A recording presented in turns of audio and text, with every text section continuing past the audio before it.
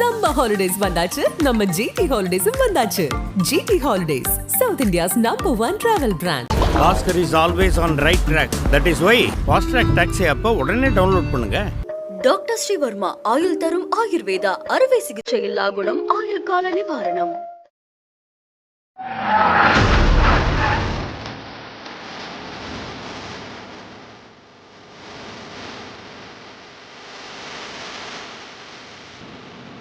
This is something I wanted to experience firsthand. I could form my own team, Ajith Kumar Racing.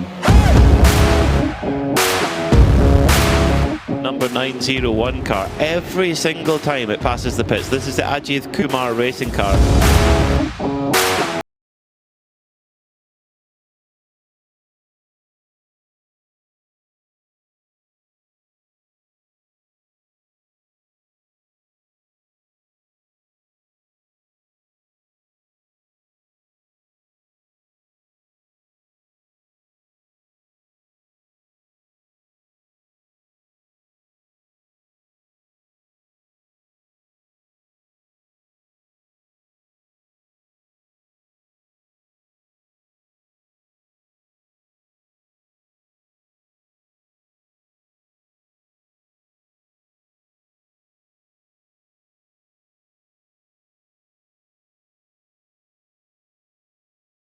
Only an amateur, 58 years old, so it's a little bit tricky for me to match that because I'm only driving 8 years now.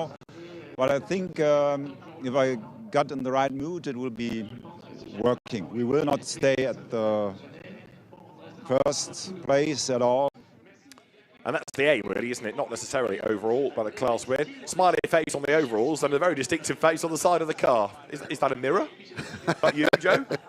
I feel like that right now, to be honest. But what a great character to have there, yucking bolting. And instead of having a national flag on his suit, he just had a smiley face. So, yeah, and he's quite correct. It's going to be harder as an overall win as a Pro-Am car, but they then revert to class. And here is one of our champions from last year, Josh Ratican, has a chance to become the first ever defending champion of the silver class in GT4. So that'll be something he's got his eyes focused on.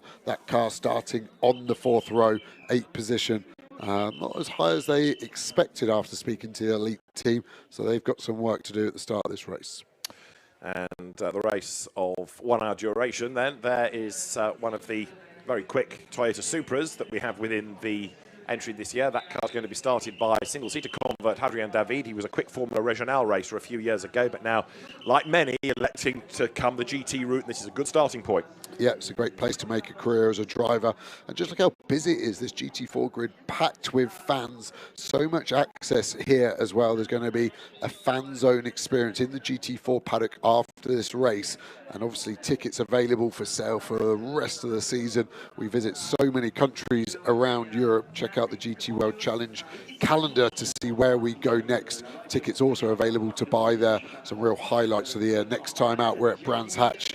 The only UK circuit we go to, but one of the best fans experience you can get. A very old school GP circuit down in Kent. So the grid starting to be cleared. Porsche from Audi, Toyota, Mercedes, AMG, Ginetta, Ford, Porsche, McLaren, Aston Martin, Mercedes, the front of the grid. Here is another regular winner within GT4 European Series, the Spanish driver Luc Ibanez, with the American Alex Papadopoulos as his co-driver. And that's a car that, from 4th on the grid, should be in contention, I would have thought. Yeah, I agree with that. And that's where it's hard to call across such a competitive field and 10 different manufacturers that I mentioned earlier. It's really hard to know which car is going to be strong at which point. You can see slight damp patches on the circuit. We had rain last night and it's not warm here at all. Still hasn't even made 14 degrees. Track temperature slightly higher at 14.5. But these conditions aren't exactly the same as when these cars were last out in qualifying yesterday. There is Greg Gilbert, who is back into silver. He's not been in silver for a couple of years. He's been busy winning in Pro-Am, but with Paul Petit, they have taken 2 class pole positions. So each driver taking a pole over the course of the weekend. And there you can see a little bit further back on the grid, the Aston Martin that is going to be started by Stanislav Safronov, another stalwart, having been a regular in this championship over the last few seasons.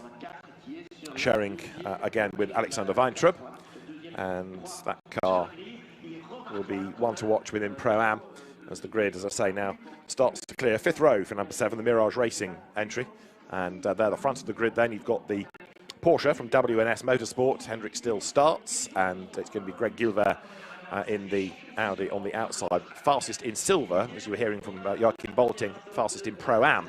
Hendrik still. 1 driver, 1 session. A bit further back on the grid, another former single-seater racer, Roberto Faria, in the Mirage Racing Aston that he shares with Ruben Delsart. So they're the Maserati lead car that will take them away for the formation lap. Get set, 3-minute board shown, as there is another car to watch, Benjamin Lariche and Robert Consonny, starting only 12th on the grid. Quite a long way back for Benjamin Lariche. They had problems early on in the qualifying session yesterday when the engine cover popped open, so they had to pit and therefore lost time. And the way qualifying works, 20 minutes to a session, but it was halved yesterday, so you got 10 minutes for silver and then 10 minutes for the Pro-Ams and Ams. So really, they didn't have enough time to regroup after that. No, exactly. It was hard to recover from 3-minute board being shown, so no more work on the cars. The only people left on the grid are the officials and 1 single mechanic from each car. They're normally there just with a jump battery, so they will wait until the driver fires up at the 1-minute board and they can unplug just to make sure the cars can fire up without that. But you want to mitigate any issues with firing the car on the jump battery. It's a very easy way to get around some potential issues.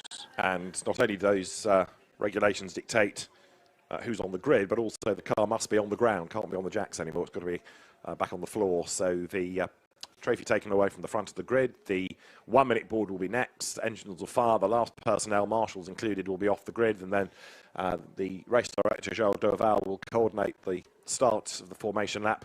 And let's quickly head to the grid one last time. Tamil actor Ajith Kumar comes to GT4 this year. Let's hear from him before we go racing. Ajit, you're very used to action out of the car. What about in the car? What can we see from you today? I'm loving it. Looking forward to the race. I'm just taking in everything and trying to make sure I get all the experience I need and all the to improve my driving skills.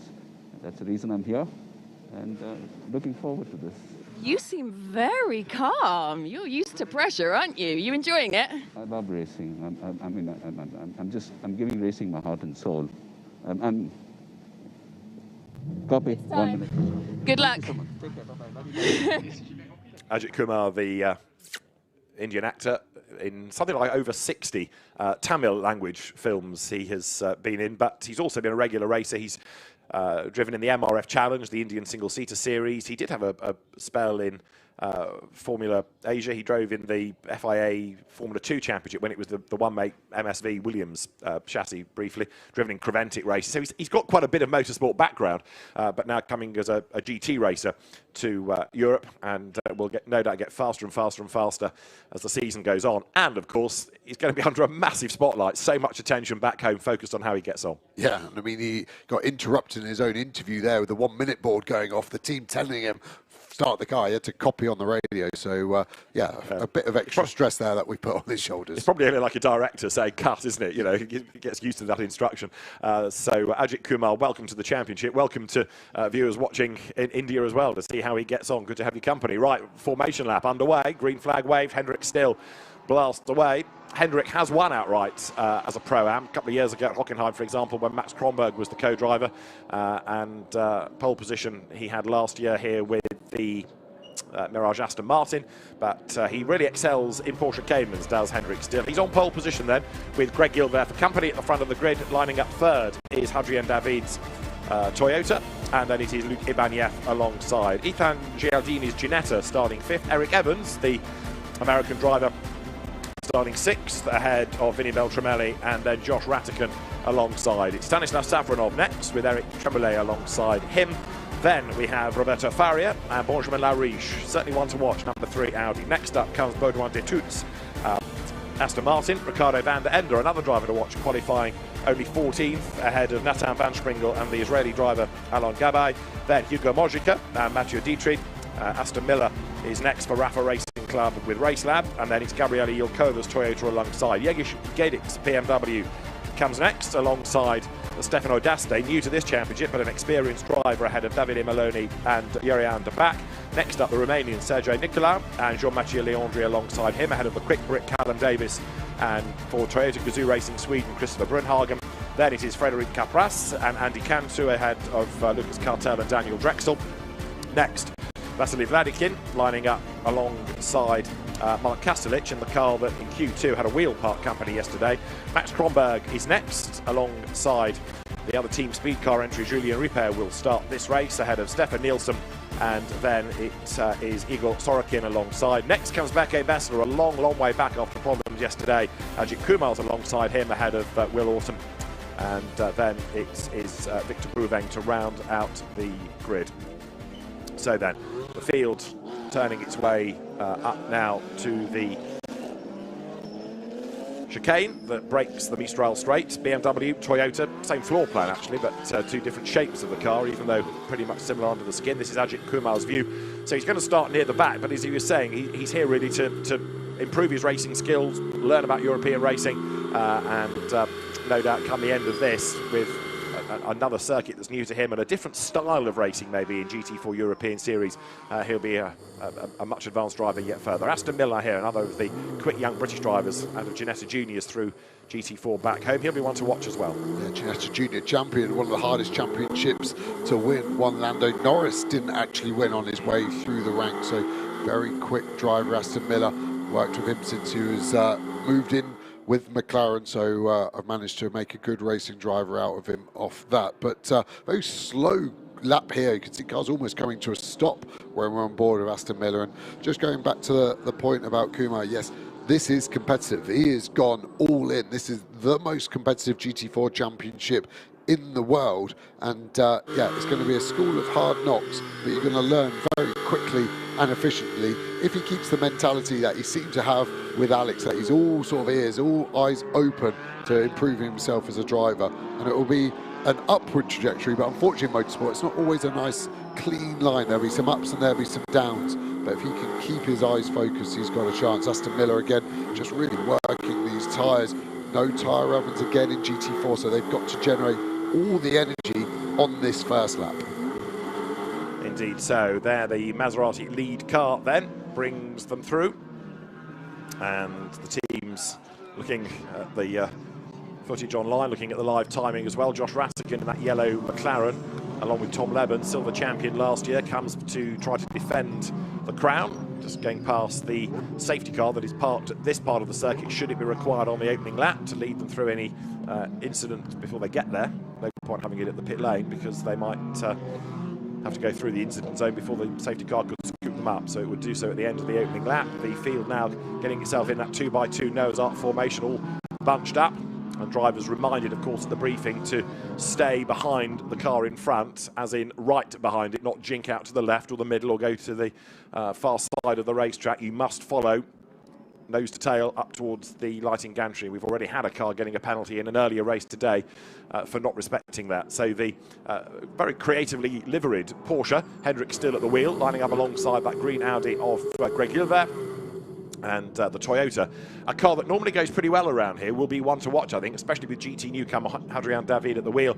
And the redoubtable Luc Ibanez, another experienced driver, gets set to go in the Mercedes. So good variety within the first couple of rows of the grid. Etan Gialdini and the Ginetta, one to watch from fifth as they come up now towards the lighting gantry. The lights on red will blink green in a moment to get the GT4 European Series powered by RAFA Racing Club underway.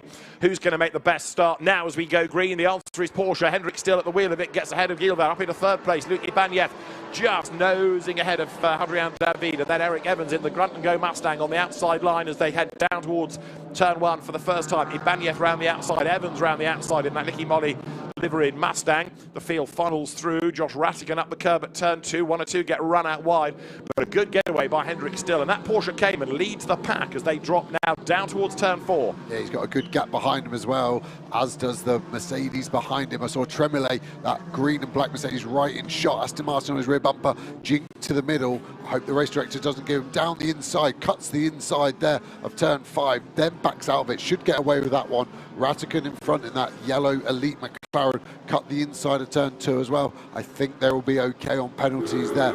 But really clean start going on board of Aston Miller. 81 McLaren here.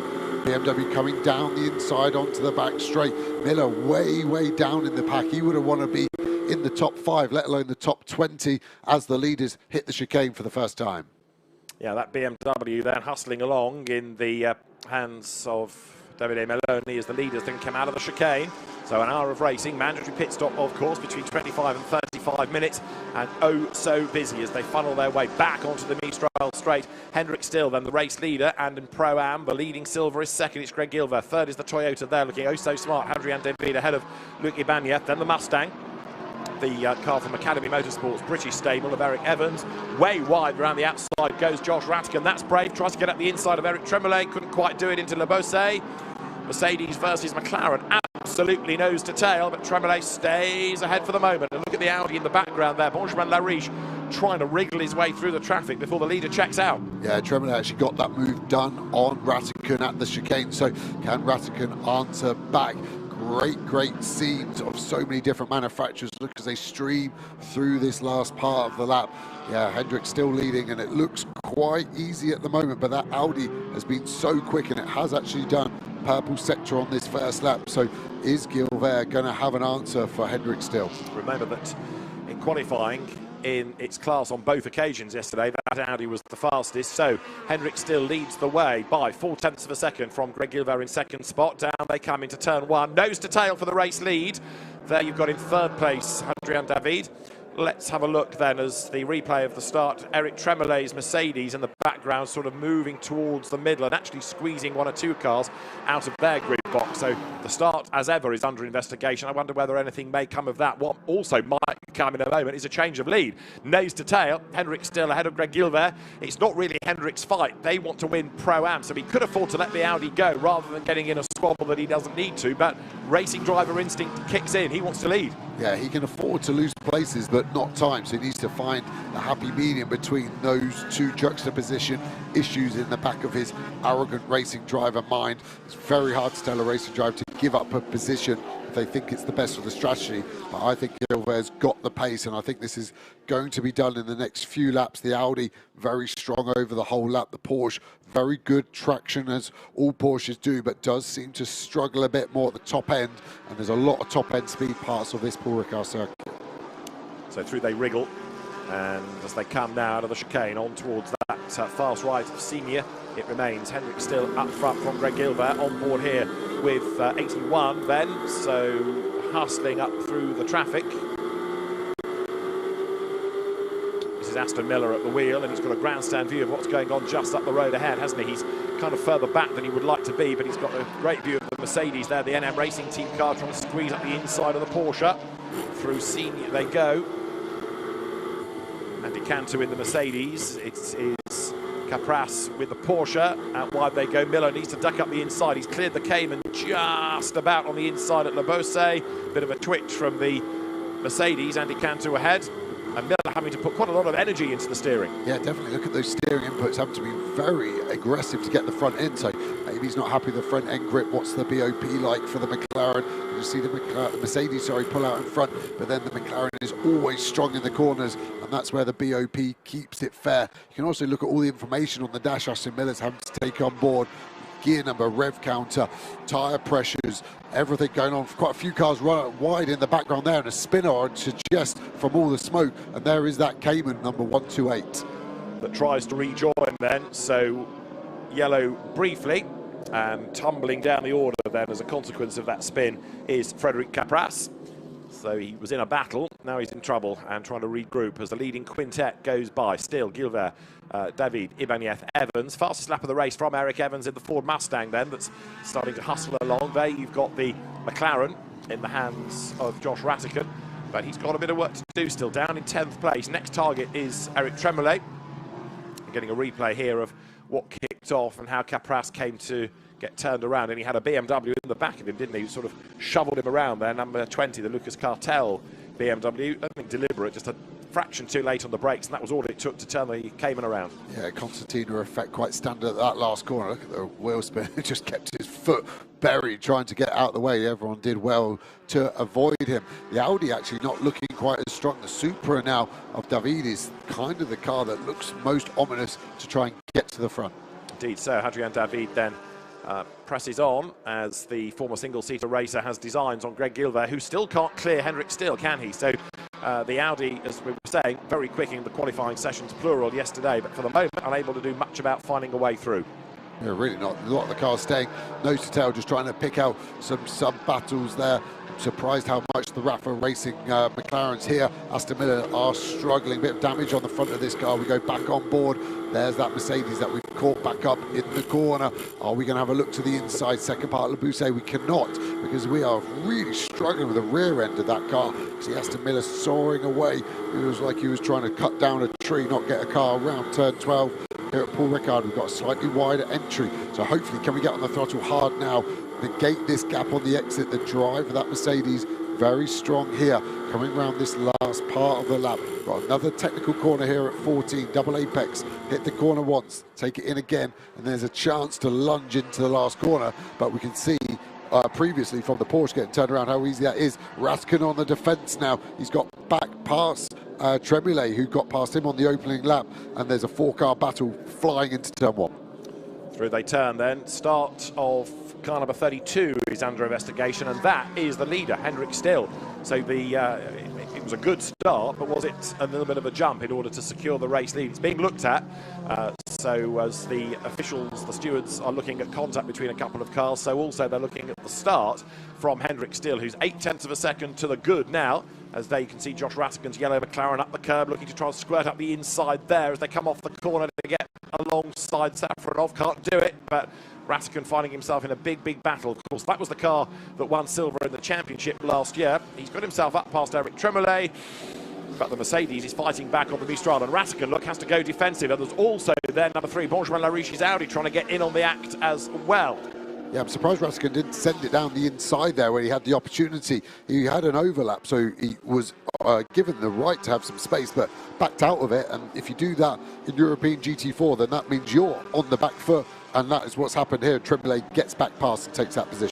Rattigan run out wide over the curb, and Benjamin Lariche struggling to make the progress here, isn't he? He was a long way back on the grid anyway after the merge of the two parts of qualifying yesterday, and now he's on the attack on the inside of last year's championship rival, and he goes through, passes Josh Rattigan. The McLaren tries to fight back to duck up the inside at Le Bousset, but it just does not seem to have the outright speed around here. No, he's going to look for the inside again. Maybe we'll get that place back as he claims the inside for the apex. Will the Audi hang around the outside? Rattigan says, I'm not going to allow you, and just eases him off the outside. That is your choice. When you're the driver on the inside with the overlap, you decide where you want your car to go. Good, clean racing, but the McLaren really struggling here at the moment to replicate the form it had last year. Yeah, there aren't that many McLarens this year anyway, so they don't sort of have the strength in numbers anymore. Elite Motorsport, Eddie Ives' team running that car for Josh Rattigan and newcomer Mackenzie Cresswell, who drove in the winter GT4 series, not an SRO series, but useful to get some mileage, but now really thrown in at the deep end. The lead gap is up to over a second as Henrik Still pulls away slightly from Greg Gilbert. Then Hadrian David in third place, Eric Evans fourth in the Mustang.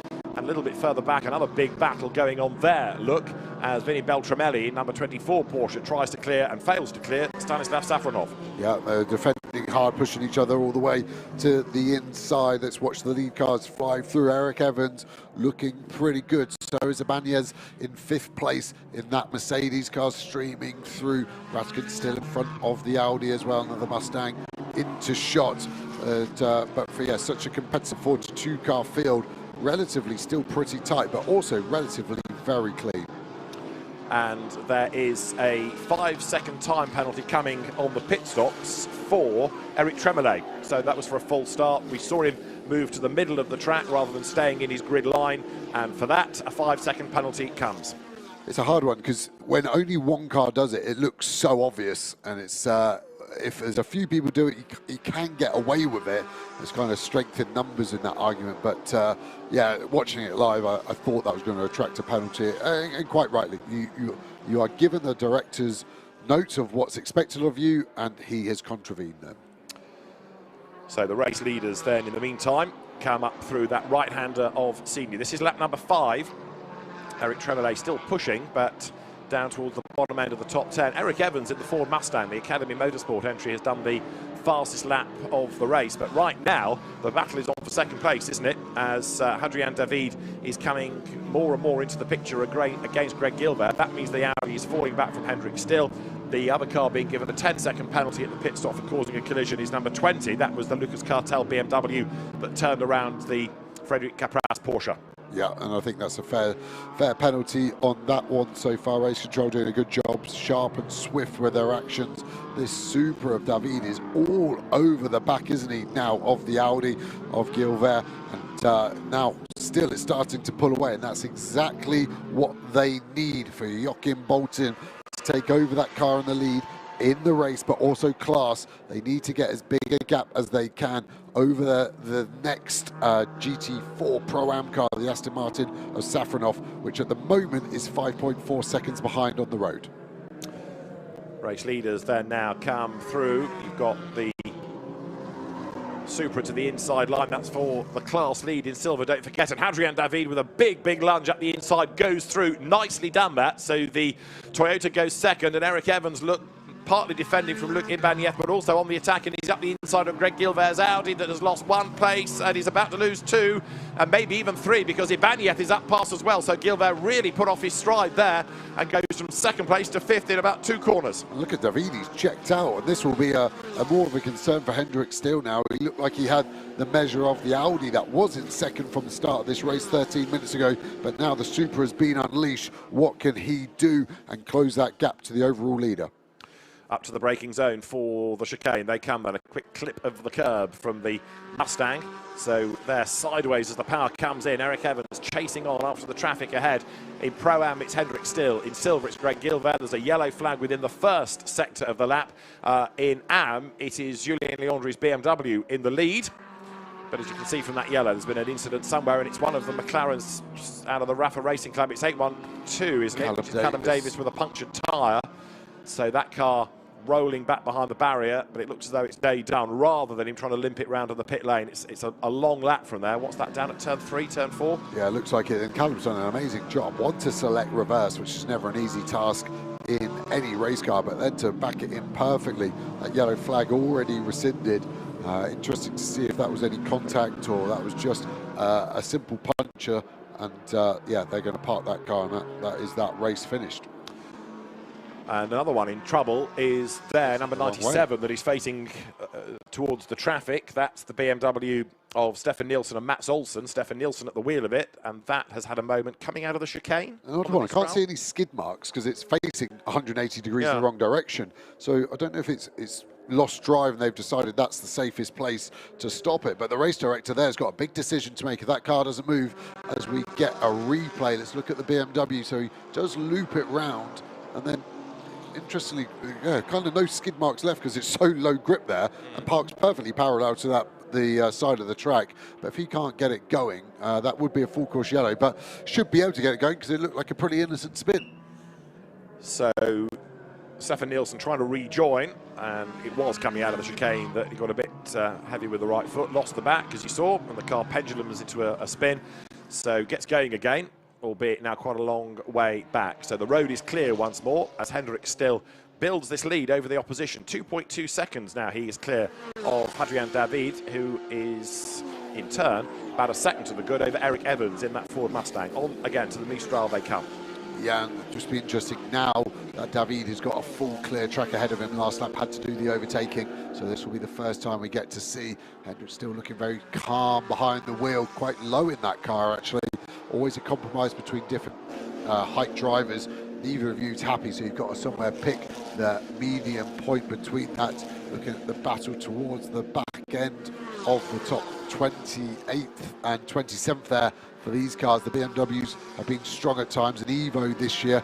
The Supra is also an Evo as well, but now an Evo 2, so those two cars have had an upgrade over the winters.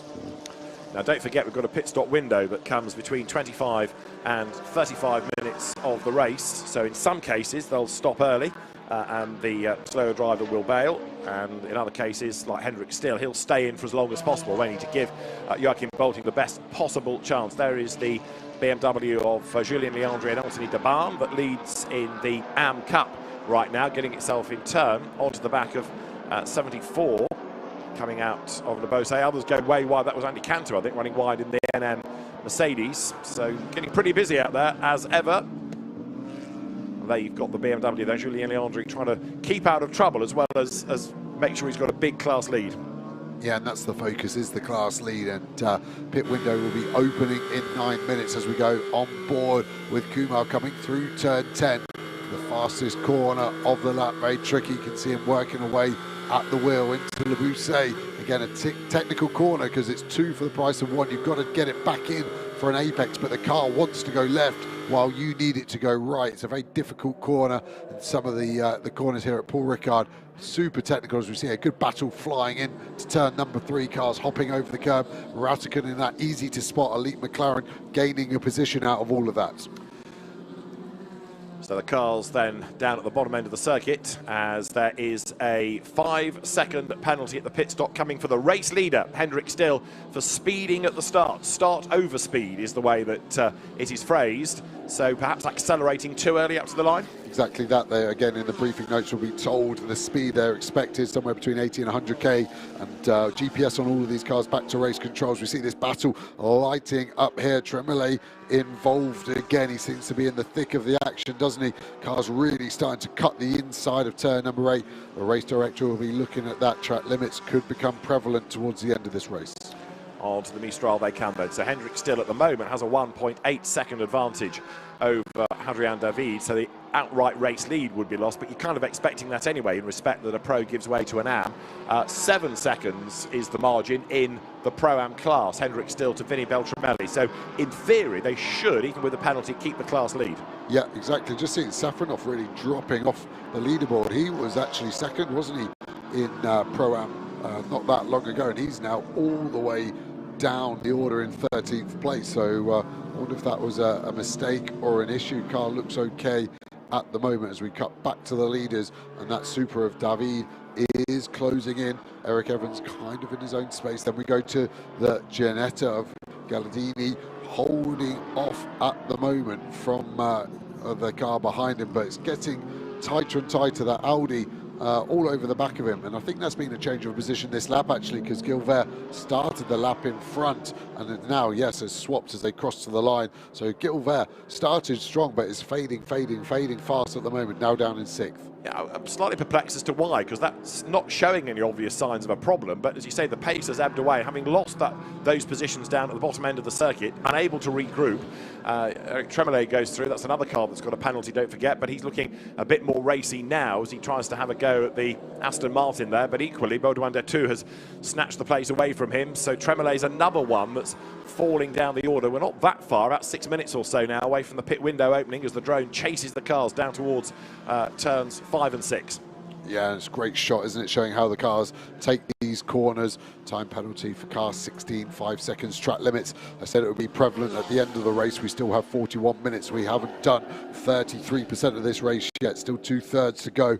And look at the Supra, it's gaining quite quickly now, isn't he? Hendrik Still would have been told by the team as well that he's got a penalty coming his way, so he'll be pumped up, but he will want to focus and try and run clean. As we see a Porsche down the inside of Gilbert, another place lost. Indeed so. Greg Gilbert is about to lose out to Josh Ratikkonen as well, so a bit mysterious this. And actually, in fairness, the other speed car Audi of Benjamin Lariche is still only in 10th place. That hasn't exactly carved its way through the order either. So the Audis today not looking anything like as fleet as yesterday. Yep, and there was a BOP change overnight. The BOP committee always getting fresh data. Yesterday it was qualifying, so they've decided they need to change the Audi, and that's maybe where we're seeing a difference from qualifying as Ratikkonen pops it to the inside. Lovely move there. And I think he was even looking to try and get the Audi 2 for the price of 1. Are we going to have a lead change before the pit stops? Pit window opens in 5 minutes and 5 seconds. Well, certainly a change for the outright race lead is on the cards, given the way that Hadrian David is going. He might be new to GT4, but you wouldn't think it. Hendrik Still, who will do a long stint, no doubt, in that car to try and net the win in Pro-Am, comes onto the pit straight, but the Toyota Supra accelerates now onto the straight. Hendrick still goes a little bit defensive, tries to make sure that the Supra can't find a way through on the inside nor the outside. The Cayman ahead, then the Toyota in second spot as they go down towards turn one. And there, in fact, Hendrick still just able to creep away slightly. But over the course of the lap, the Supra looking the stronger. Eric Evans there in the Mustang. That could also be in the mix. If the two leaders start to hold each other up by fighting, then with 4 and a bit minutes to go to the pit window, Eric Evans could well be in the mix. And there, look, the Audis have switched over now. Benjamin Lariche ahead of the fading Greg Gilbert. Yeah, so maybe it's not a BOP change, maybe it's a car issue, because yes, we'd expect Lariche maybe to be a bit higher, but to the pace that Gilbert has lost, I think that they've either got the tyre pressures slightly out the window, or there is an underlying issue with that Audi.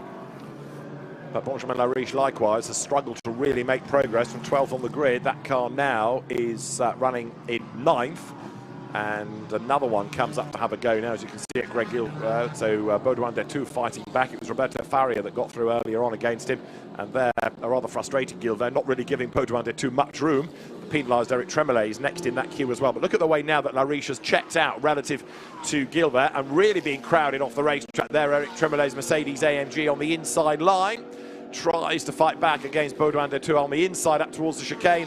Last of the late breakers, and as they turn into the corner, Tremollet goes by. Yeah, got the move done. He got squeezed down beyond the limit, but kept his foot absolutely pinned. That's allowed Van der Ende in the BMW, the lead BMW in this pack in 13th position, to get up on the back there as well. So, yeah, a lot of stories unfolding, but amazing how quickly these cars can change pace-wise, and Gilbert is definitely on the receiving end of that. New race leader then, Hadrien David, clear of Hendrick still, trying to get away. Toyota leads Porsche then, and for Hadrien David, this is a pretty impressive debut in GT4. He was a French Formula 4 champion. Last year he was in LMP3 within the Le Mans Cup, but a GT4, a Toyota, it's all rather new. But he looks like a veteran, doesn't he? Look at the way Eric Evans is going. GT4 champion in British GT a couple of years back. He's storming along. Yeah, great sounding car as well, that Mustang, isn't it? You can hear it over everything else. Looks like Ratigan's going to pop it to the inside here, into the last corner. Nice clean move, gets it stopped. For the pace that Gilbert has lost, the Ratigan McLaren seems to have gained it, doesn't it? And is that going to be a trend of the race? They're not going to be able to pit this lap. Maybe cars just outside the top 20, where the pit window will be open for them. We've got less than a lap time now till pit lane can open. 3 cars bombing in, and is that's Ratigan just defending back from the Porsche, just giving the Ginetta a chance to breathe a little easier for now. And there's another change behind, I think, as well, because after Josh Ratigan, you've got the next squabble going on between Vinny Beltramelli and Roberto Faria. The Ginetta also holding its own, isn't it? Ethan Gialdini doing a pretty decent job there, but Josh Ratigan's McLaren getting a bit more rapid now as he comes towards that pit window. We're just about 1 minute and 3/4 away from the window opening, but Hadrien David will lead the field to it. Now, what's going on for second in Pro-Am? It's still Vinny Beltramelli, albeit the fact that he's not getting much nearer to Hendrick still. So the Pro-Am battle after the pit stops with the penalty to the Porsche, it's going to be really interesting. Yeah, that will be down to 2.5 seconds versus the 7.5 as it is on track at the moment. But Beltramelli is attacking Ratigan. Look at him, he's got past him.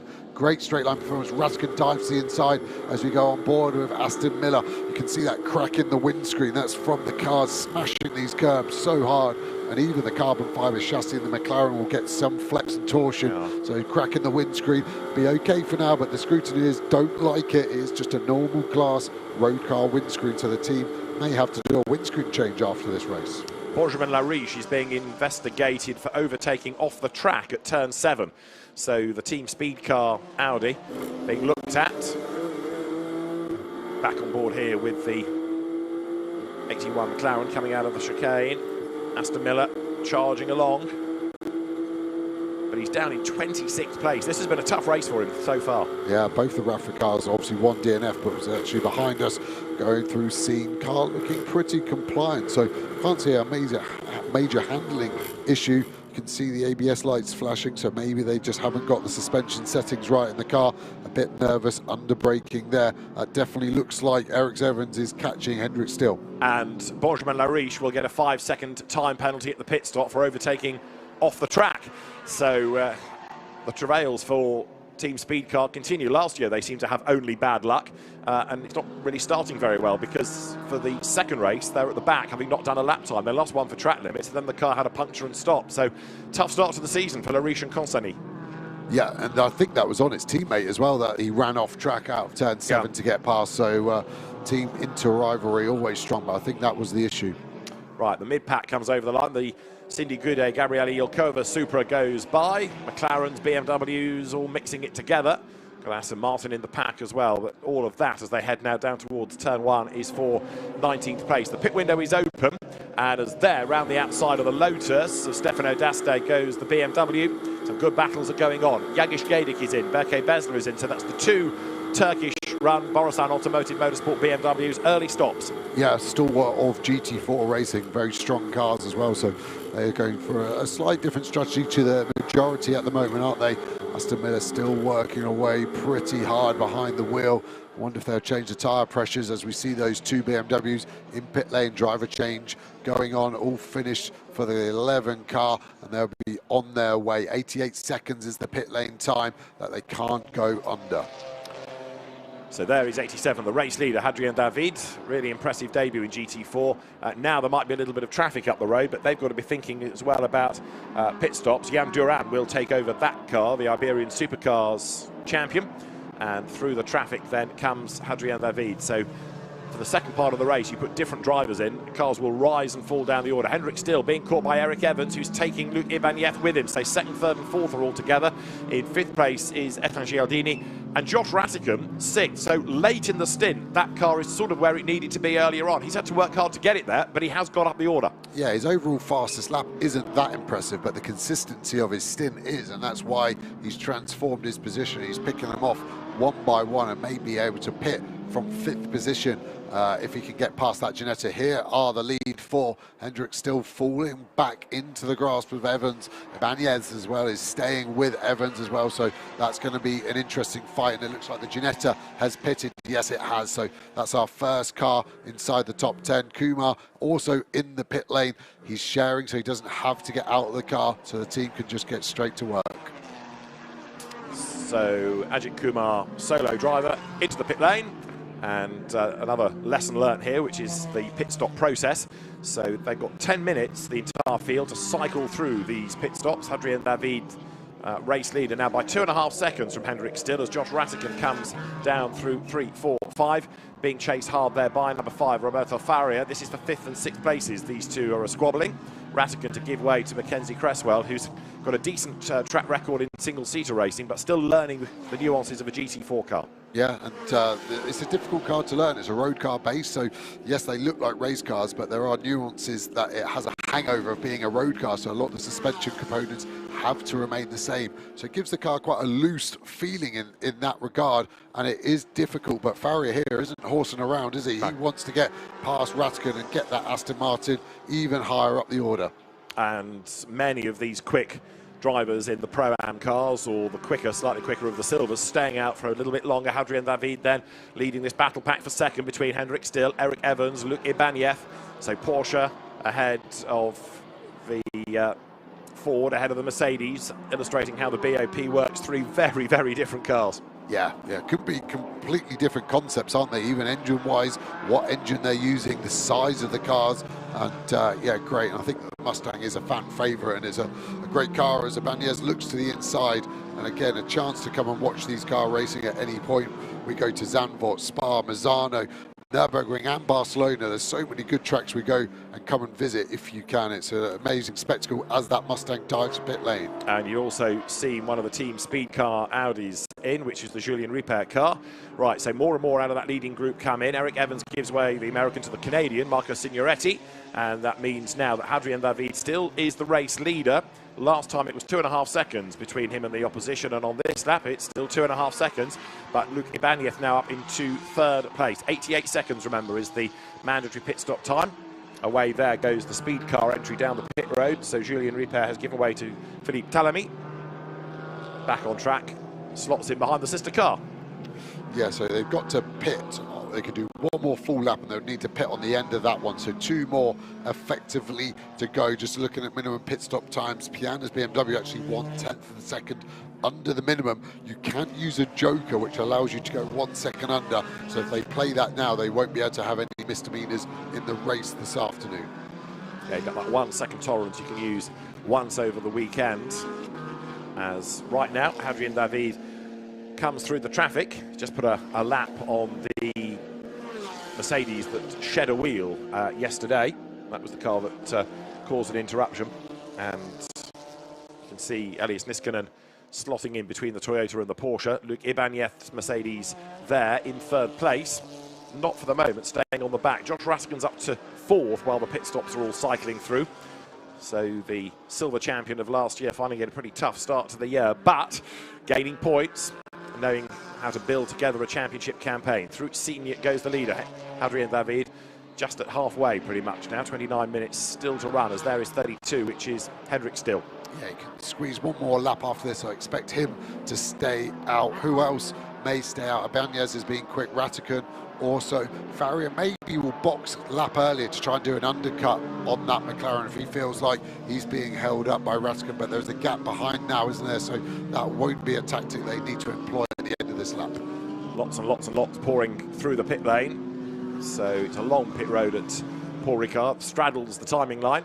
They're the leaders coming into view. Hendrik Still, we anticipate, will go as long as he dares in the window. What about Hadrian David before he dives in and relays Jan Duran? See with this time whether there's going to be any hint of a pit stop. As you see there, more of the Porsches coming through pretty much as one. Side by side to the inside goes Vinny Beltramelli, gets himself up past the Daniel Blichler Max Kronberg car, which has already done a pit stop, so they're not fighting for position. Daniel Blichler has taken over from Max Kronberg and he's now trying to fight his way up the order. Right, down in the pit lane, teams are ready.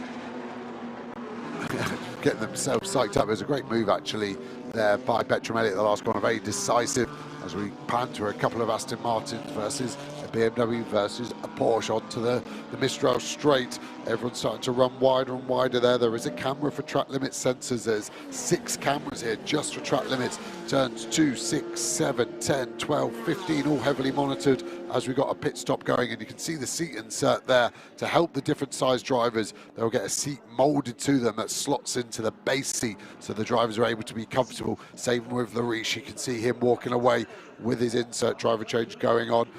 Sean Marriott from Pirelli there, just checking pressures. There's a minimum pressure tyres have to adhere to, 1.3. He was also getting the temperatures, so everything okay there. Car controller ready to release that car. There you've got another little battle on track. Backmarker versus leader, nose to tail, but now the BMW 317, which is, sorry, not 317, that gets out of the way, lets the leader go through. The BMW in question is the one that was started by Sergio Nicolau, 310, shared with Tudor Chiarecci. There is number 3, having to serve that longer pit stop with a penalty for overtaking off track. So Robert Constantine will be on board, itching to go. Josh Ratican, by the way, is now being investigated for track limits at turn 8. That's the chicane. Okay, we've seen them cutting it more and more, and he was the main protagonist that made me actually pass comment on it at the start, so not surprised on that. Audi filtering back in now with Paul Petit behind the wheel into a nice gap relatively for a GT4 European field, but he needs to be able to get straight back on it. Everyone that hasn't pitted needs to do it this lap. The window closes in less than a lap time, so they've got to get in and get their penalty serve. Remember, they only have to be in pit lane before the window closes. Sorry, so when the pit lane closes, as long as they're crossed pit entry, they're A-OK.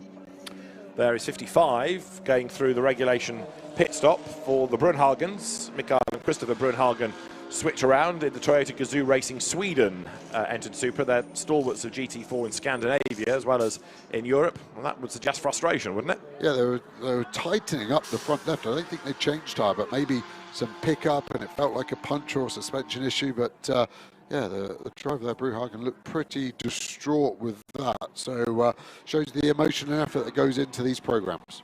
Does indeed. Race leaders then are currently working lap 16, but into the pit lane has come now still, and Ratican and Beltramelli and Hadrian David, yes, who was leading on the track, so he's come in as well. There's the Eric Tremellet Mercedes. Olivier Jouffret will take it over, but again, they've got that time penalty because of the false start. Yeah, they were serving it there at the start of it. You can see that's why no one was touching the car, getting that 5 seconds out of the way. Ginetta down the inside nicely. Such a light, nimble car, that Ginetta. Absolute pleasure to drive. I started my European GT4 campaign in one, the previous car, the G50, all the way back in 2008 I drove that. So a great car and a great addition to European GT4. So the battles continue. Now, of course, the order somewhat jumbled. You've got some of the cars that are yet to pit, some of the cars back after a pit stop. So it all sort of washes through at the end of this lap. In every car bar one, you've got a fresh driver. There to the outside line goes number 11, the BMW Pedro Ibrahim. Way out wide. Very nearly had to pay to get back in there. So wide was he off the last corner. 3 wide, that was great driving from all three, especially the Porsche sort of sandwiched in the middle. The Audi there, Petit, asked a big question and put a lot of trust in those drivers behind to make sure that they were happy, but that was great driving from everyone involved there. Right, here is 78 then. This is Mackenzie Cresswell, and a 5-second penalty is going to be added to that car's final result. So the track limits picked up by Josh Ratican, I'm afraid to say, are going to come back and haunt them. So 78 will, at the moment, be shown in second place, but it's going to get this 5-second penalty for track limits post-race. So a safety car now would hurt them, wouldn't it? Because it would get rid of those gaps. And that's the problem as a driver, risk versus reward. There's a cut to be had at turn 8, and you can gain it 10. 5-second time penalty added at the end for overtaking out of track. Ah, so overtaking off the track, says race director Joel Duval. It was being looked at for track limits, but it's for overtaking off the track that is what we hear. Anyway, that's where the penalty comes. Maybe the track limits one is in the system as well, lurking. Or it's both. He did a track limit while gaining a yeah, true. off. Yeah, it's, double whammy. Yeah, it could be there, but yeah, that's the problem as a driver. You're looking to gain any advantage possible, and it always feels like race controller against you by enforcing the rules. And you've got to try and find any little lead that would help, but unfortunately there, Ratican has pushed too hard, as we see Joachim Bolting now taking over from Hendrik Still, running very wide out of turn 10.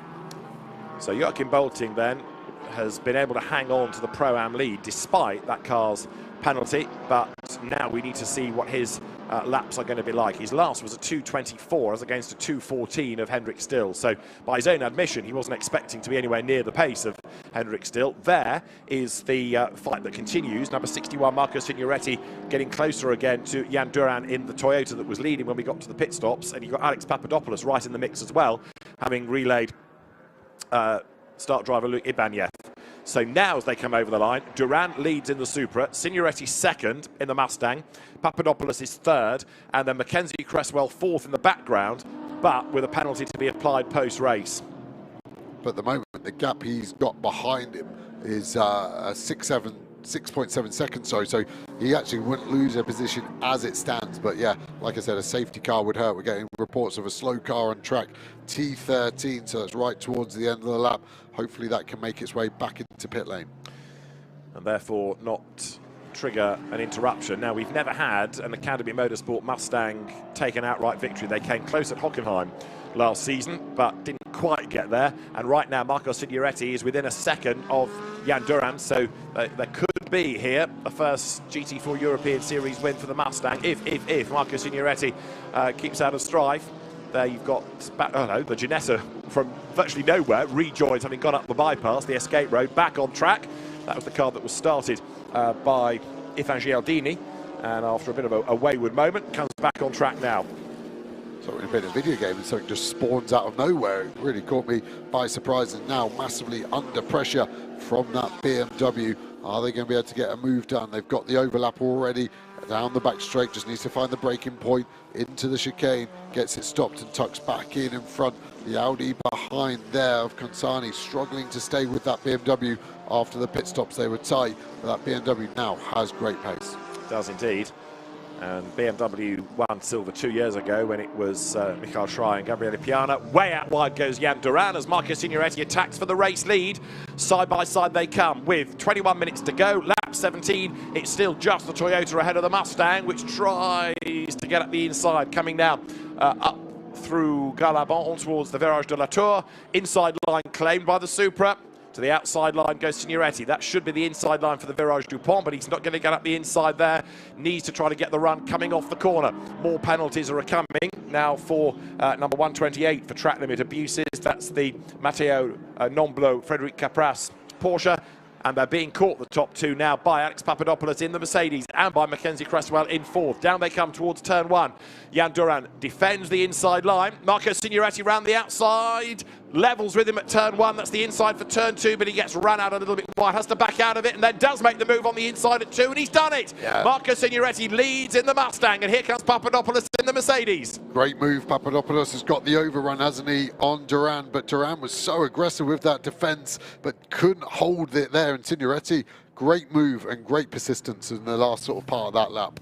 And it's paid off for him. So now Jan Duran has to think about trying to defend. Second spot from Alex Papadopoulos, the American driver who gets better season on season on season within this championship. We're also now having number 19 cop for a 5-second penalty for track limits. That's the Elias Niskanen, Mark Kaselic Mercedes, the three-wheeled Mercedes of yesterday's second qualifying session. So they're having a pretty tough weekend as well. So Signoretti now tries to get away from the Supra, and that Mustang ideally suited, you would argue, to this sort of circuit. We saw yesterday how the top speeds at the end of the Mistral were claimed by Mustangs. That was without the chicane. And under braking, Hadrian David's car, now with Jan Duran at the wheel a little bit nearer. Signoretti tries to stretch that gap the other side of the chicane. Yeah, interesting. Papadopoulos has actually dropped off the back and more into the grass of Cresswell in that 5-second penalty, the Elite Motorsport car there. But the Supra now looking a bit happier in second place. Is that just the slipstream? Is that the driver, Duran, able to just focus forwards rather than having to look in the mirror, or is it a mixture of two? But this isn't as set as I thought it would be when Signoretti got past. I thought he might be able to check out and start to gap these cars. Through they turn once again there. They've got the fight on for third and fourth. Mackenzie Cresswell, quick learner in GT4 terms, onto the back of Alex Papadopoulos, who has fallen away from the top two by having to defend. Another one making progress further back. Benjamin Lessen's BMW is up into 7th, and returning to GT4, Clement Seiler's Aston Martin up into 8th spot. Papadopoulos and Cresswell, there you can see their respective lap times. Big dive by Mackenzie Cresswell at Virage du Pont, beautifully done, through into third place. Yes, they've got a penalty in the system, but that's a really good drive by Mackenzie Cresswell. He's adapting very quickly to GT4, but look, in a straight line, back at him comes the Mercedes, and as they go across the line, back through into third place goes Alex Papadopoulos, and that's just horsepower. Yeah, exactly. That's the BOP working its magic, and these manufacturers make and develop the car. They present the cars involved in the development of that Artura, and they decided they wanted the fast car in the corner and not the straight, and that's the driver's worst nightmare, because when you get working so hard in the corner and just get driven past in a straight line, it is very frustrating. But that is the nature of how these cars generate their lap times. Looks like he's going to get back down the inside though, and job done at turn 5.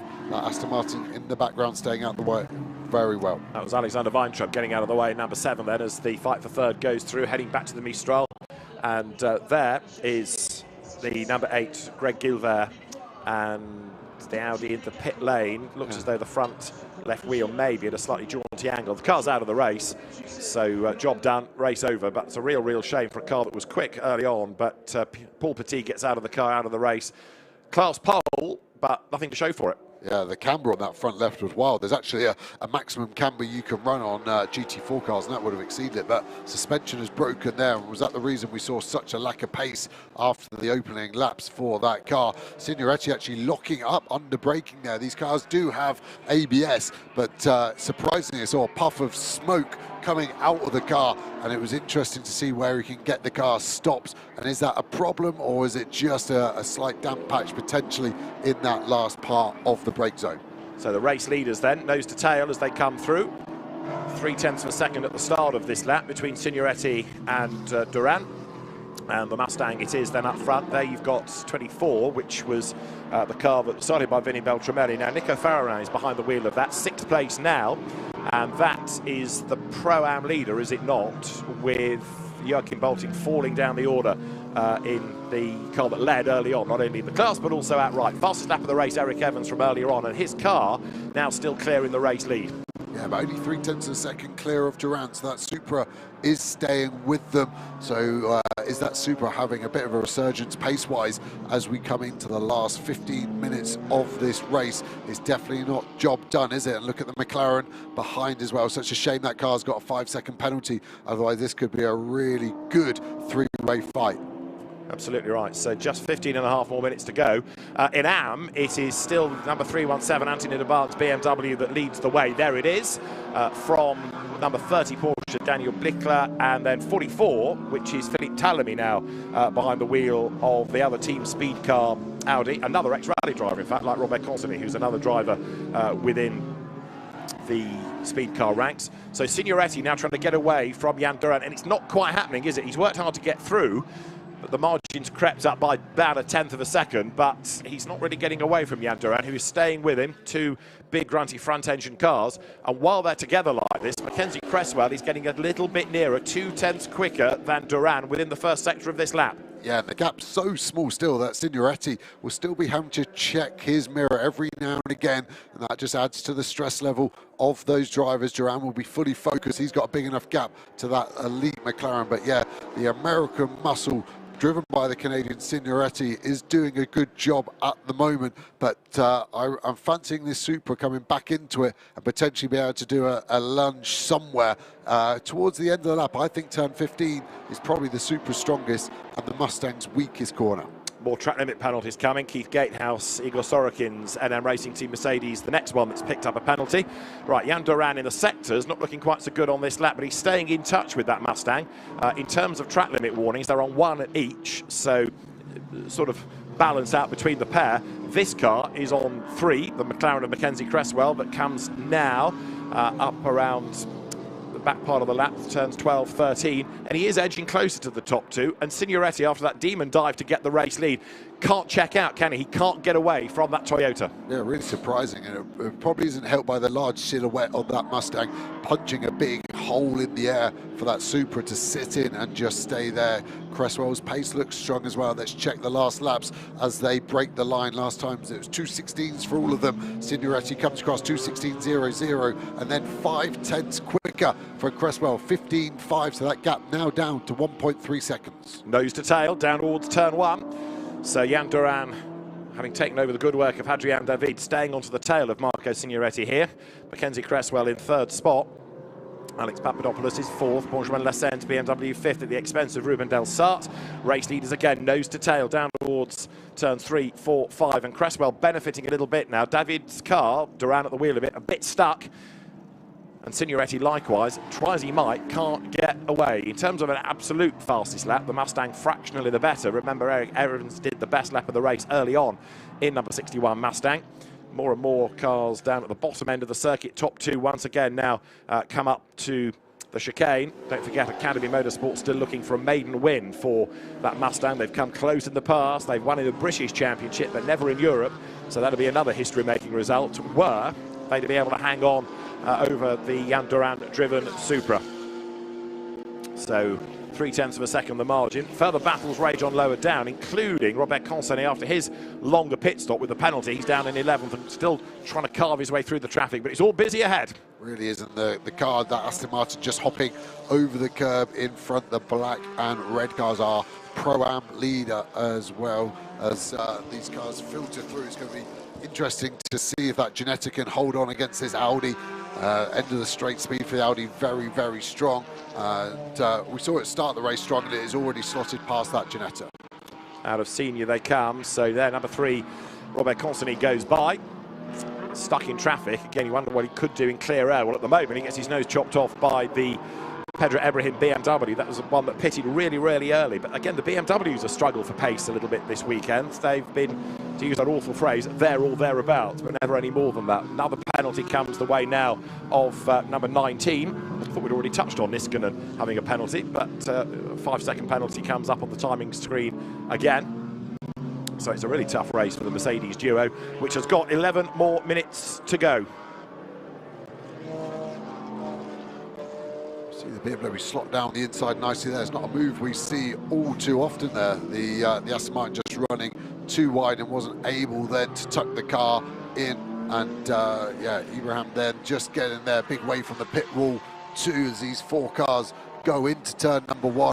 Looks like the Audi will probably make this 3 wide as the Aston Martin hustles the BMW to the inside. The Audi comes round the outside there. Great move so far. Now has the inside. Aston Martin has lost 2 places in 3 corners. Indeed so, falling down the order then, Robert Consini, who is a very rapid driver, former rally man in number 3, runners up in the championship in silver last year.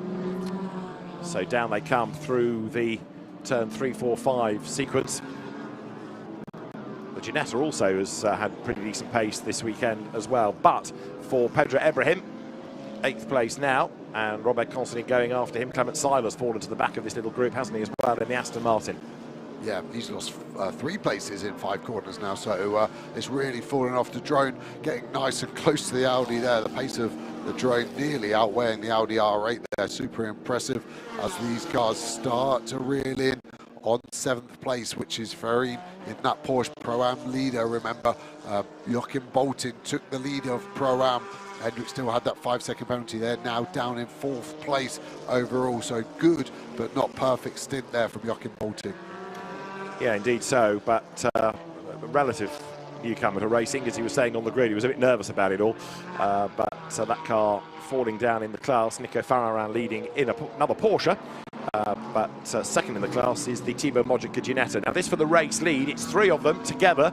Bearing in mind when you put the penalty onto the McLaren, it's going to drop at least 1 place, isn't it? Maybe even 2. So that rather depends on the pace of Benjamin Lassen's BMW behind. And now Signoretti is having to go defensive more and more. He hasn't got the pace to get away. All he can do is try and preserve the race lead. Yeah, the corner where they are now, turn 15, the last corner. That's the chance, I think, there for the Supra. He's got to work out when does he do it. Does he actually just sit there for a few more laps and see what he can do as we cut to the Lotus? Alberto Nisaki, very popular on YouTube in Italy, over 1 million subscribers, 6th in Pro-Am at the moment, and good to have Lotus on the grid here. It is indeed. If the Toyota gets through to the lead, it would be a 2nd win in a row for a Supra at Paul Ricard, and it might happen now because a good move by Jan Duran put him on the inside at turn 2, not quite able to get by.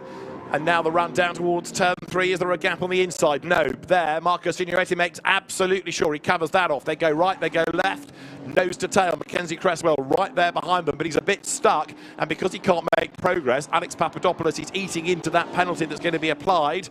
So that's going to force the McLaren down 1 spot on corrected times. Nose to tail they come now, once again towards the Mistral straight. Yeah, and this was how Duran was driving when he was in the lead, wasn't it? He was ultra defensive. We're now seeing that ultra defensive from Signoretti. Is he going to have to defend at the end of the straight? These cars very similar in top line speed. It seems like now the Supra has looked after its tyres. Is he going to duck to the inside now under braking? He does. Signoretti doesn't close the door. He then goes halfway in the middle of the track, stops it there. He'll stop it again at this corner and try and get the drive out of this corner onto the Mistral. Duran is tucked up behind. The slipstream's going to be so strong. I think Signoretti might even have to defend into Scene corner here. Up they come then towards the right-hander, so the Mustang just ahead, the Toyota in the wheel tracks. Mackenzie Cresswell waiting to see what pans out ahead. Alex Papadopoulos has really faded away in 4th place, hasn't he, in number 15. So bearing in mind that he was squabbling with the McLaren after the pit stops were completed, that car now has dropped 3.6 seconds back. It's 3 for the lead, and Signoretti looking at 7 more minutes to go. He's having to think all the time about covering off every move that Jan Duran makes.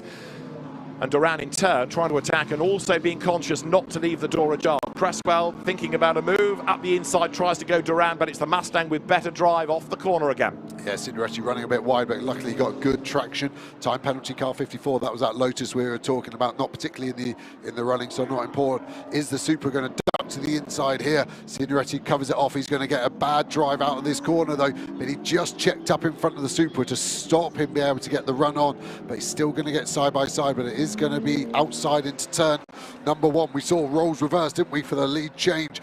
That time Duran went too deep into 2 to get the cutback, and then Signoretti took it. Is it going to be the same or a different story? Mustang on the inside, they lean on each other a little bit. Signoretti asserts himself, goes by. Cresswell right there as well, ready to pick up the pieces. Up the curb goes the Supra. That just compromises the run. Door open on the inside. Here comes the McLaren then. Mackenzie Cresswell gets the run, but he hasn't got the grunt in a straight line. So Jan Duran is able to fend him off there. That gives Signoretti a little bit of breathing space, at least for a brief second or two. Sideways and up the curb goes Jan Duran. Pressure now starting to tell. He has really had to get that car by the scruff of the neck. But much as he's trying to get away from the McLaren, he's also having to defend from it. And that might give Signoretti a chance now, coming onto the part of the circuit that is so Mustang friendly, to get away. Yeah, Duran would be so frustrated because he would have been told by the team that McLaren has a 5-second penalty. So he'll be feeling like you've got no right to get involved in this. Cresswell has every right to be involved, and that's why it's going to be a great three-way battle with 5 minutes remaining. Another time penalty this time for car 88. All the track limits starting to get going. I do think our leaders are all safe on track limits. They are 1, 2 and 3 in order, but also that's how many track limit warnings they've had. Absolutely right. That was another penalty for the Sorokin Gatehouse Mercedes 88, which had one earlier on in the race as well. So they're racking them up. It's going to be a rather shuffled order at the end of all of this, I think, when you apply the penalties. Now, just in case Marco Signoretti didn't have enough to worry about in this race, he's now got back markers that he's going to have to negotiate as well as they come through. Seen more and more of them ahead. Mackenzie Cresswell having a look to the inside of Jan Duran, and this is great news for Signoretti, but as long as they're squabbling, it takes the pressure off him. Yeah, he's got 2 cars, hasn't he? It looks like it's Keith Gatehouse that he's got to navigate coming up first, and then the Supra as well of Bruhagen. So this is going to be difficult. Now Duran has to defend from Cresswell. Again, Signoretti just getting away slightly, but even though the Supra is being compromised, he's still staying tight. Keith Gatehouse getting out the way well for the first 2, definitely. Oh, he just compromises Duran slightly there. He's going to have to go around the outside. Still does well to get out of the way of those first 3 cars. Through the Virage Dupont they come, then up towards the timing line, and any sort of a gap that Signoretti had pulled over the course of those last 5.7 kilometres has disappeared then as they come up towards the timing line. How many more back markers up the road? There's one Toyota, perhaps that might be significant, ahead of the leading Mustang then as the leaders go by. Just half a second between them. 4 minutes are on the clock, 2 more laps. Yeah, exactly that. It's just under 2 laps as well. It was tight for there. So we see a BMW dive to the inside, car 17, getting the move done. Lennes is on, which car was that? The Papadopoulos, 15. Yeah, so he has faded so fast, hasn't he? For one point, I thought he was going to go for the lead. He's now going backwards at an alarming rate. And Benjamin Lassen is getting closer to Mackenzie Cresswell and will therefore buy another place when that penalty is applied, because the McLaren's stuck. We've got a yellow in the middle sector. They're approaching the middle sector, and that's why one of the Camers has had a big lose and is well ensnared in the gravel. And what have we got? 3 3/4 minutes to go. It looks like it might be Ajit Kumar's car that has gone off, and you can see there's a lot of rubber down, a lot of witness marks there. Yeah, it's had a big snap of oversteer turning through. My guess would be we've just touched the curb on the right-hand side before turning in, and that's made the car snap round on him. What do we get? A full course yellow. It's a double wave yellow there. Another big moment under braking for the Mustang. It's really quite lively under brakes. All these cars have ABS, which obviously stops the tyres from locking up, but maybe the settings there. Here we go to a replay. Kumar in the white and red car there, battering away, gets dived on there. Some contact. That's at turn 5. I then assume we've got some damage. And as he then turns left for the first time since that, the car's going to loop round on him. So we're going to get the car over to the right-hand side of the track. Any moment now, something lets go, and I think he's probably spent the front steering arm, so the car's not turned round, and he's actually done a good job to flick it sideways, use the gravel trap to slow the car down, and at least there's no mega damage to that car. So the race for the moment carries on. Yellow flag within that sector. Marco Signoretti probably would like a safety car, wouldn't he, to end? Then he doesn't have to think about defending for much longer. But Jan Duran loses a possible opportunity within that yellow flag zone. But he has been able to shake off the McLaren just about. And he's back on the tail of the Mustang. We've got 2 minutes and 22 on the clock. It's going to be touch and go this as to whether it's the last lap. Up towards the beam they come then. So the leaders will come through any second. And as they do so now, I think we're going to be good to have this as the last lap. Yeah, I agree. They're under the lap time, not by much, 8 seconds or so, but yeah, final lap will be declared. Still yellow flag out in sector 2. Don't see that changing. Duran is now closed back up. Cresswell has fallen off the back of him. He's got one more lap to mount his charge. Where do we think it's going to come? I still think the last corner is the best bet, but that's the easiest one to cover off. So Duran, I think, will just send it down the inside. Can he stop that Academy Mustang having its first ever win? So Academy Motorsport, Matt Nicol-Jones's team, looked after by Andy Dean. They've done a great job in British. They've come oh so close to success in Europe. And Signoretti here having the drive of his life because he's been under this pressure really ever since he got in the car with round about half the race to go. Onto the Mistral, stretches it ever so slightly past the stricken Kumar Cayman. And this is the part of the circuit where if that Supra is going to have any real chance, this would be it. Yeah, I feel we just made too much of a time loss there at turns 3, 4 and 5 for the Supra. The gap has grown again. He's pulled away from the McLaren on the straight, but we now only have half a lap to go. He is back on it, but you can't really overtake into 10. 11 is difficult, 12 is tough, 13 is non-existent, 14 tough. There's one last overtaking spot into that last corner. I think that's all we've got. 60 for short pit stop. Penalties coming. Stop and go at 43 seconds for car 11. Pit stop or you're out the window. Right, Yagish Gedic, Pedro Ibrahim, BMW, 6th on the road. He's being given that 43-second penalty at the end of the race for pitting outside the window. They came in a bit too early. That's the more significant of what Joel Doval has just been talking about. Right, Signoretti, last lap. He's managed to pull enough of a gap over the Toyota, I think. Now Jan Duran is so busy trying to defend from Mackenzie Cresswell that Signoretti gets a pretty much clear run for the last couple of corners, and this will be a really popular result, really well deserved. Going back to the very early days of GT4, we had Eric Dodonka winning in Mustangs. This is a very different car and a very different series, and so in this iteration of GT4 European Series, first win for Mustang, first win for Academy Motorsport, first win for Eric Evans and Marco Signoretti, who take the checkered flag to win race 1 of the year at Paul Ricard. Second for Jan Duran and Hadrian David. Mackenzie Cresswell's GT4 European Series debut nets third with reigning champion Josh Rattigan. Fourth over the line, Benjamin Lessein, and I reckon that's going to give him the place on corrected times. Fifth will be Alex Papadopoulos with Luke Ibanev, and sixth on the road, Pedro Ibrahim sharing with Yagish Gedic. But you put the penalty on that car, 43 seconds, forget about a result really at that point. Yeah, exactly that. And we see the M-Class leader coming through the final 3 corners here. Bam done a mega job in that stint, and super competitive field, the M-Class as well, so good result for that car. So for 3:17, Anthony DeBarn bring the car home in 25th on the road. I'd expect that car to be in a different place once you apply penalties for 1 or 2 of the others. So up towards the checkered flag it will come. And Anthony DeBarn, who's been very successful in GT4 European Series, comes up towards the checkered flag, a class win. Marco Signoretti, Eric Evans, part of the Ford Performance Junior Team driver program for this year, and repaying the faith. That was a really good drive by both of them. Marco Signoretti brings the car home for the win, and Eric Evans taps him on the shoulder and says, I got the fastest lap though.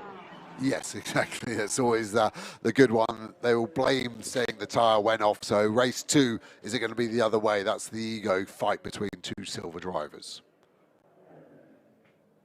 So Marco Signoretti, very, very well deserved win. Great race and a clean race as well. Quite often go back, 2-3 seasons in GT4, a lot of incident, lots of dramas, and you could almost guarantee a safety car. But yeah, okay, there were dramas, but it was a really good, clean race in the most part. And nice to see a different car taking victory. The Mustang, this evolution of the GT4 Mustang, really coming on strong. Yeah, no full course yellow, no safety car. Let's hope that trend continues. You can see the cars running way offline on this cool down lap, trying to get as much pickup as possible. There's a minimum ride height all the cars have to adhere to. And just getting that rubber on your tyres as then you get the car measured, you're just basically wearing a pair of high heels, and it just helps you get through the test. Legal, but sort of a bit of a grey area of the rules. So the cars will race again towards the end of the day, and again many of the teams thinking, well, there's not too much damage, although the big disappointment, I guess, was the retirement of number 8. We saw Greg Gilbert fading, and then Paul Petit, having been in the car for not that many laps, ending up pitting and into retirement. So that's going to be on pole position for race 2. The nice thing about GT4 European Series, one of the many nice things, is that of course the way the grids work, standalone qualifying session, so you're not affected for race 2 by a bad race 1. Yeah, it feels like you get 2 bites of the cherry quite easily in this format. It is good, and yeah, I'm surprised that Mustang after qualifying. I didn't think it was massively in the mix, but Academy Motorsport, very good team, very well versed in that Mustang. A lot of miles on it have proved their value by making a fast race car for both Evans and Signoretti. down the pit road. Everybody comes. Some about to be given the news of penalties. Where does number 11 drop to? It's not yet had that penalty applied. There's quite a lot going through the system, I think, with track limit penalties, pit stop penalties, stop and goes that you can't serve, then being made into a time penalty at the end of the race. So right now, the timekeeper's room is a hive of activity as the computers crunch numbers and shuffle the order accordingly. Cresswell drops one place, so Benjamin Leclerc and Ricardo van der Ende up to third. The BMWs seem to struggle. I know that's a podium result, okay, on corrected times, but none of the BMWs look that flash, really. No, they're definitely not at the start of the race. They came through well, didn't they? So obviously looking after their tyres in a good fashion. But to start with at the race, there wasn't a BMW in the top 15.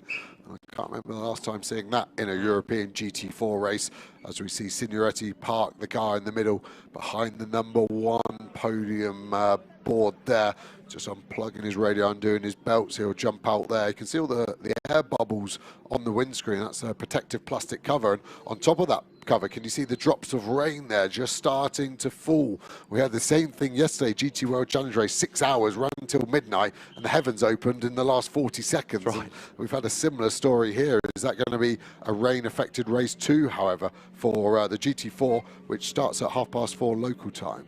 Very forward in the overalls, the Performance Junior team members embrace. Eric Evans delighted. Marco Signoretti still with the crash helmet on, but I think you can pretty much see the smile under the crash hat, can't you? And fabulous drive by both of them. Winners' caps go to both, ready for the interview. And Eric Evans switches sponsor hat for regulation hat. In arrives Mackenzie Cresswell, but that's in the wrong place. That's not third now. Yeah, it's quite awkward, that, to be honest. He's now 4th, so it's the worst position change, losing the podium, and he is there. That should be the BMW, of course, which finished 4th on the road, but with the 5-second penalty, was actually 1.2 seconds ahead of that Elite Motorsport McLaren. There is Nico Farrarin getting out of the Pro-Am winning Porsche. There, number 64, penalised early on, but third in Pro-Am. It makes it to the end. The Olivier Jouffret, Eric Tremblay Mercedes. You don't get much width to park, do you, in the top 3 area? But Marco Signoretti and Eric Evans care not. They are victorious, and they're with Alex Legui. And here we have it, the winners here at Paul Ricard of the GT4 European Series, powered by RAFA Racing Club. Boys, congratulations. Marcus, let's start with you. That was an epic overtake to take the lead, and then you kept it clean, but it wasn't easy, was it? Yeah, no, it was hard. They definitely had pace at the end, but I don't know who was driving, but we were very fair, and honestly, good, clean racing. And I put the car in a place where it was tricky to overtake, and there's no contact, no one moved me out of the way, so it was good racing. Yeah. And great for Mustang, right? Yeah, no, it was good. Eric showed the pace at the beginning. We gained a few spots, settled in there, and then I think we made some time up in the pit stops, and then I just had to keep the head forward and not look in the mirrors because it was pretty stressful there at a few points. But nicely done. Eric, talk us through the start. Oh, well, I had a quite aggressive pass on the outside in the first corner, and then just tried to get as far up as possible without burning off the tires to give him some grip at the end. So I kind of just got up to third and hold station. I didn't want to push too hard and destroy the tires, so I'm glad he could get it done with the grip I gave him. Great result, boys. Really well-deserved win. And it's been a long time coming, but the Academy Motorsport team, which, if you like the car, has developed and evolved and learnt and improved and takes on the best in the world now in GT4 and triumphs. Yeah, Matt Nicol-Jones, team owner and driver of that team at times, has built a very, very strong team, and has built a good partnership with Ford. Not the most obvious car to particularly choose as a team, but they've realised it could be a journey and a fruitful one, and that result has just proven that. So what can be done in the second race? Well, we'll wait and see. But for now, Marco Signoretti and Eric Evans can celebrate race honours. Jan Duran and Hadrien David, a new combination, of course, in that Supra for second place. A job well done there, because they're learning about a new car, they're learning about each other, whereas there's a little bit more continuity among Signoretti, Evans, Mustang, Academy. Yeah. That works. Yeah, and that synergy is important. You heard Evans there talking about saving the tyre for the teammate, because there's a mutual respect, and they all know that if they haven't done that, it hurts each other, whereas two individual drivers not working together can sort of not get that concept and ultimately hurt both of them. Let's hear next from our Pro-Am winners. Let's go back to Alex. 24, Nico and Vinny, congratulations, boys, the winners of the Pro-Am. Talk us through it. Yeah, for the first one, I'm really happy, thanks to Vinny, who did a really good stint. So I had to be safe and to finish the race.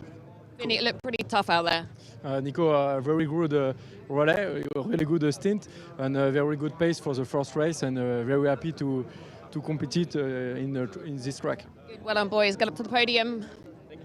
So Nico Ferrer and Vinny Beltramelli are our Pro-Am winners, and Julien Leandri and Anthony DeBarm taking the Am victory in their BMW. But the Porsche 6th overall in Pro-Am.